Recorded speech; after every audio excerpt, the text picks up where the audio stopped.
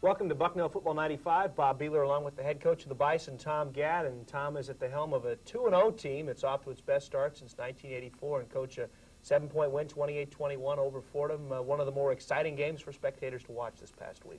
It's probably more exciting for the spectators than it was for the coaches. It was not the way I envisioned the game going, but I think we learned some lessons from it, and we played with some poise, and down the stretch we got done what we needed to do.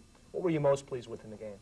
I thought our poise and our ability just to keep fighting and scratching. We were always down. It seemed like we could never get over the top until right there at the end, and I thought that the players really did a nice job of just staying with what we were doing, not losing their poise, and executing. Let's take a look at the highlights. The game would start with a bang. 4 years ago, Fordham would return a kick against Bucknell to open the game, and the Bison would win, and the same thing would happen here today. What happened? Just a good return, or did they get some good blocking on you? Well, it's probably a coaching fault more than anything else. We have a freshman kicker, and we were trying to kick it into the corner, and it got down the middle of the field and came right back up right where they wanted to return it, and we made it fairly easy for them. 7-0 in favor of Fordham. Bucknell would wait to get their first touchdown until the final play of the first quarter, and Coach Ed Berman would go the distance on another wacky play. Well, he starts into his pass rush, as you'll be able to see, and then when he realizes he's not making it, he just drops off right into one of their crossing routes, picks it up, and I think that his ability to finish this play and go the distance with it is a credit to his conditioning and the way he came into camp. And you look at the players, there's a good convoy of white shirts for Bucknell down there, score the touchdown, and it's tied at 7-7. You have two big plays, one at the beginning, one at the end, and as we finish quarter number one, do you think that gave you the momentum in quarter number two? Yeah, we thought that, you know, now that maybe we had the game swung back in our favor, we tried the onside kick and didn't get it, put our defense back out, but we thought we'd be able to get the onside kick, and then when it didn't happen, it was just one of those things that we tried and didn't work. But, yeah, we thought we were starting to regain control of the game, got up 14-7, and they came back. Let's take a look at highlights now from the second quarter. Again, the score 7-7, Bucknell and Fordham. Bucknell with the football, and it's going to be a turnover right here. Fordham's going to have a chance to get the ball in your own territory. Well, again, it's just one of those things. We just never were able to push on through and take control of the football game, and that's what you eventually want to do. We were able to do that in the first game, and we weren't able to do that in this one. Defense with some good pressure and some good knockdowns by the secondary, were able to force a long field goal by Fordham, and the score would remain at 7-7. Defense is a pretty standard unit for us. I mean, they play pretty well just about every time they take the field, and we defend on that. Bucknell would have a 3rd down and 12 here, and you'd pick it up running the football to Rich Lemon. Well, when people are going to start putting nickel personnel in and widening their ends for pass rush purposes and these types of things, it opens up the run. Most people don't want to try to do it, but we're not afraid to try it.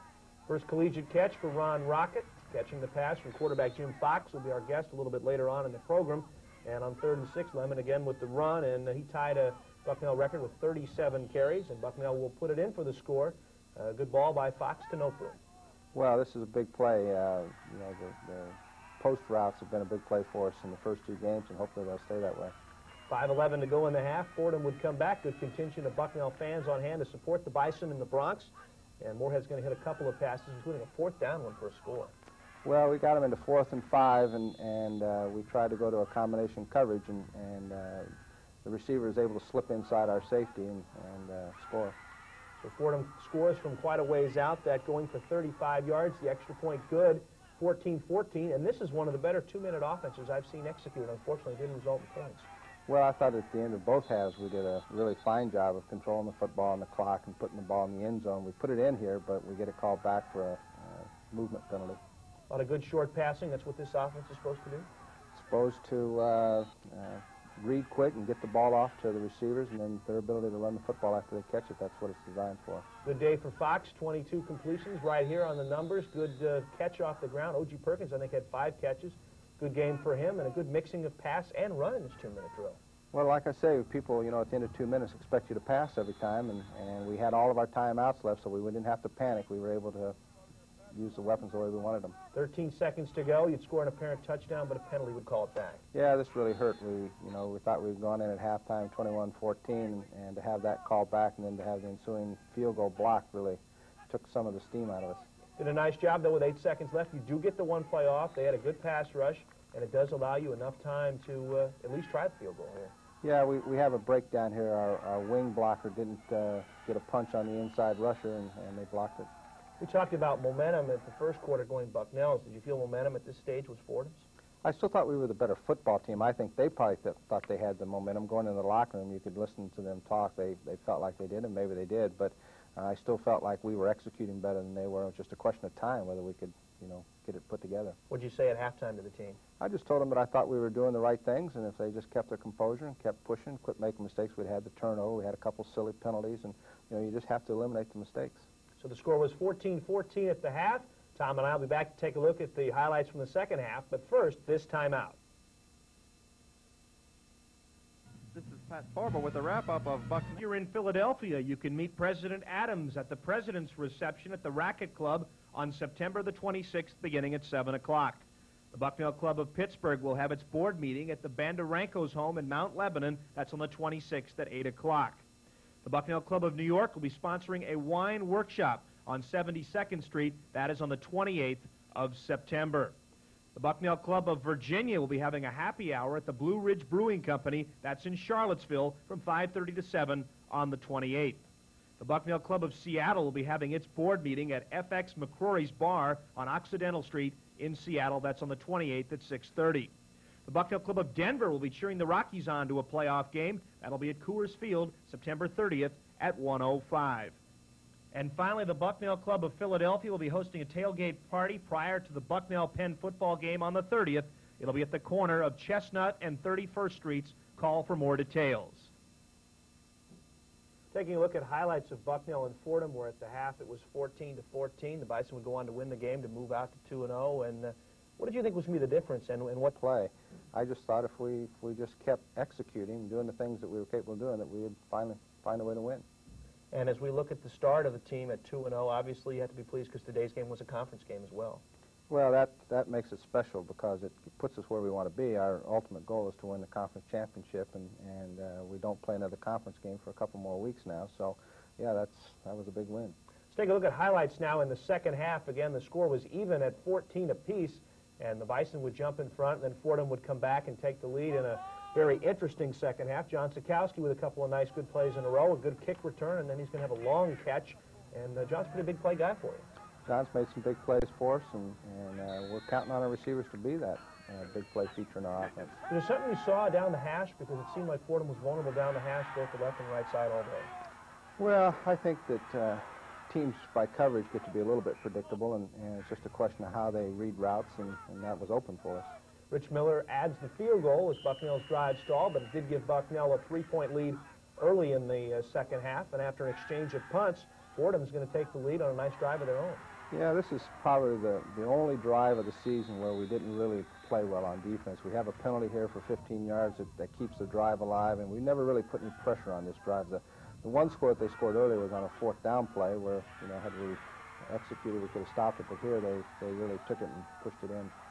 So now they lead by 4, 21-17. Fox to Perkins here. Again, we mentioned OG had 5 catches, the record for his personal best. And on a 4th and 1, you're going to keep things alive in their territory. Well, this is Jeff Bombick running the football, and Jeff really done a great job. He's probably the unsung hero of our offense. He blocks and does a great job for us. 3rd and 7. Bucknell going for the score here, and then would have to settle for the field goal. Yeah, we've got to do a little better job in the red zone of punching the ball. We had 3 or 4 occasions where we were down inside the 20 and didn't score, and Rich came in and did a nice job here to get us back to 21-20. And that comes virtually at the end of the 3rd quarter with about a minute and a half to go. Your feeling heading into the 4th quarter down a point?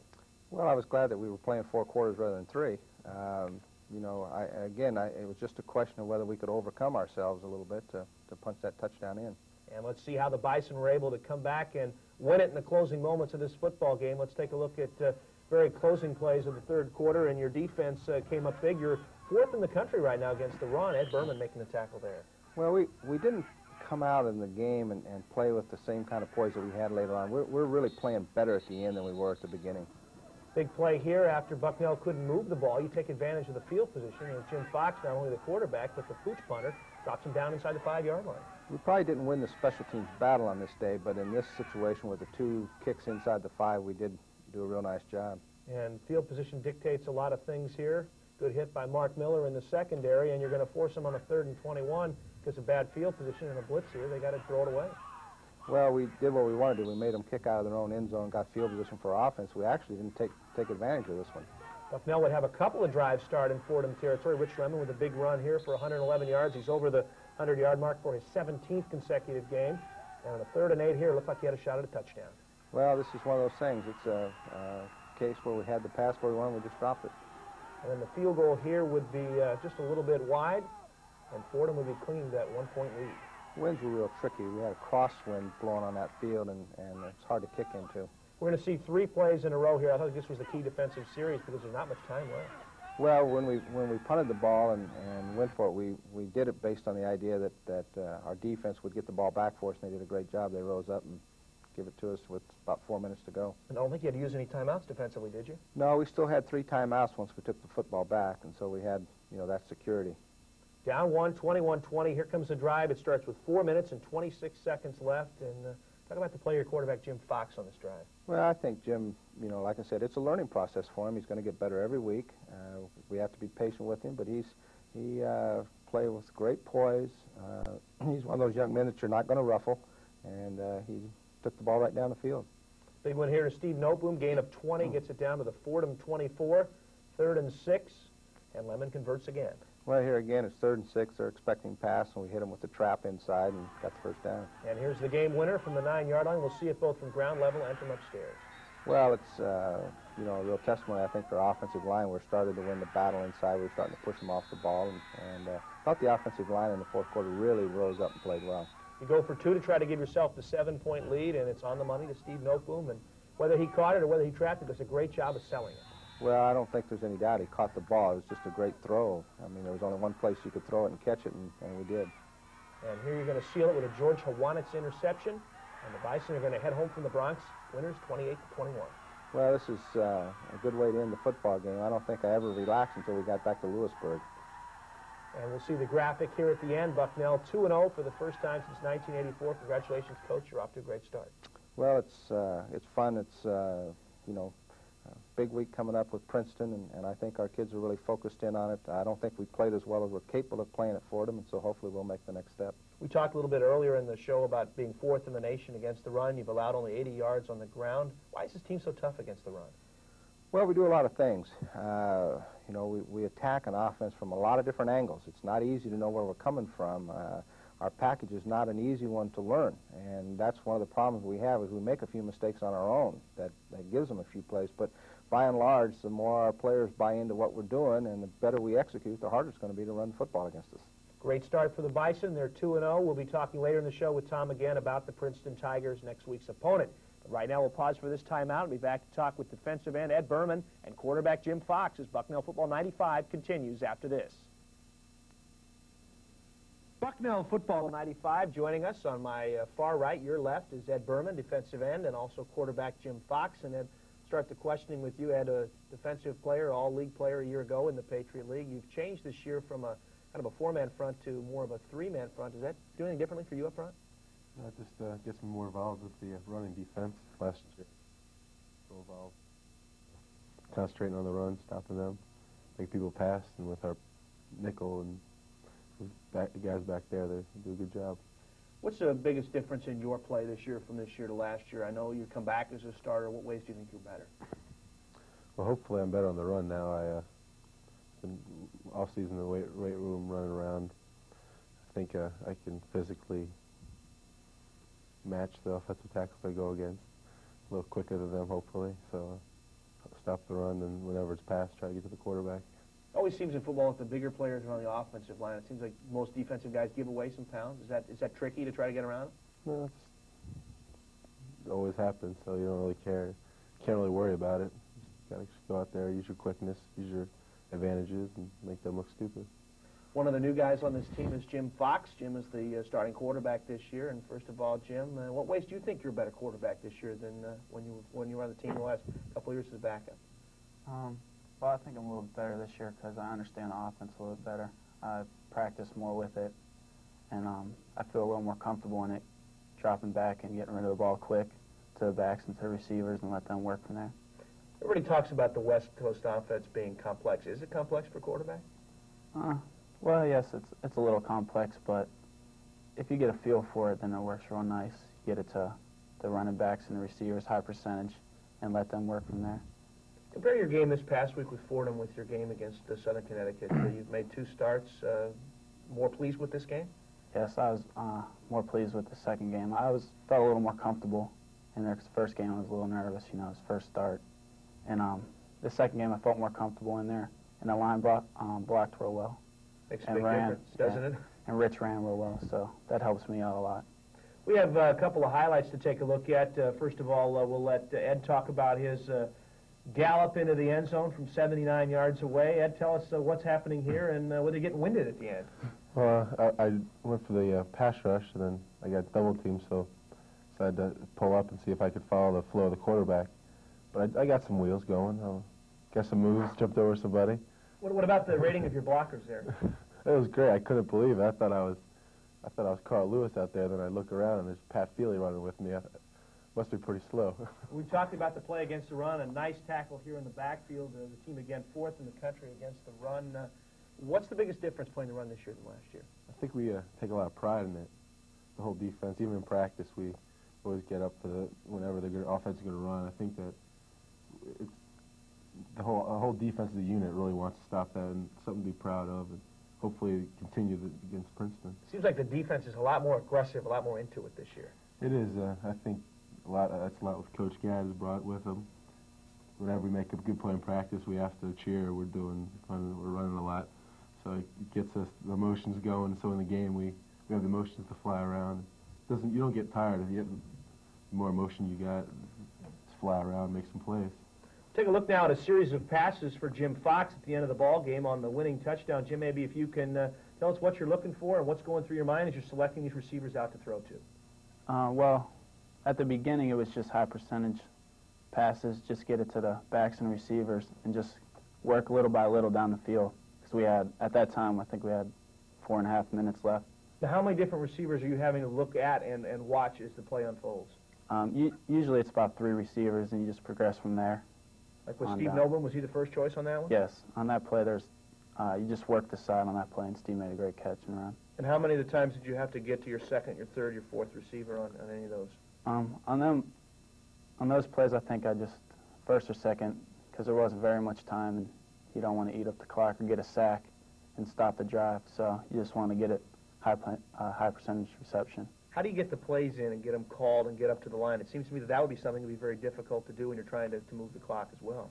Yeah, well, we signal in the plays. Coach Turner signals them in from there, and then we call the play in the huddle. And just get to the line and just get everyone up there and just get the play off from there. Ed, we look at Princeton coming up on Saturday, a team we played last year, and it was a very low-scoring defensive game. The defense, I'm sure, felt that that's the kind of game that you'll have again this time as well. I think we're looking forward to a little rematch. We have something to go up there and prove again. We have to shut down the offense like we did last year, and I think we'll come out with a victory. Jim, do you look much at the films of the defensive teams that you're going against? Do you know what they offer? Yes, I watch film all week with Coach Maropoulos, and we're looking forward to Princeton because their defense is real good. So it's a good test for the offense. A good test for this team, 2-0. As we finish up the interview, why don't you tell us a bit about what you're majoring in or anything else that might be interesting for the viewers to know about you, Ed? I'm a senior majoring in biology. Just told my brother I'd say hi to him. Hey, Stoba. And just Len Gressick and Pat Feely. That's about it. Jim? I'm a junior mechanical engineer, and I don't have to say hi to anybody.